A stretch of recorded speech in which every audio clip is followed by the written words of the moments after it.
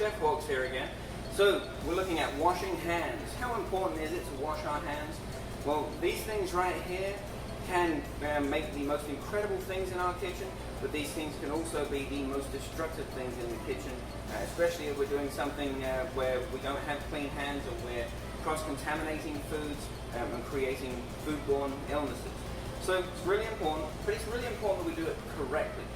So we have 6 different things that we do. So all of our posters that we have up around the kitchen are very important to follow. So we want to go step by step. So let's do this now.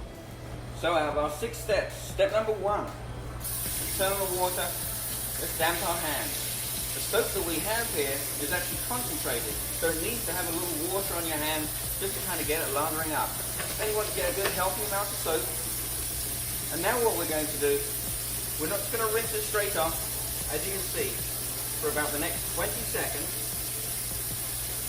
We want to go all over. We're going to go between our fingers, both hands, up our wrists, because if we're doing anything, mixing things in bowls or anything like that, it may touch your wrist, it may touch onto your arm. So we want to make sure every step of the way that for at least about 20 seconds, we are fully lathering up. Now, the next important step is we're rinsing all this off. And you want to rinse this off really well.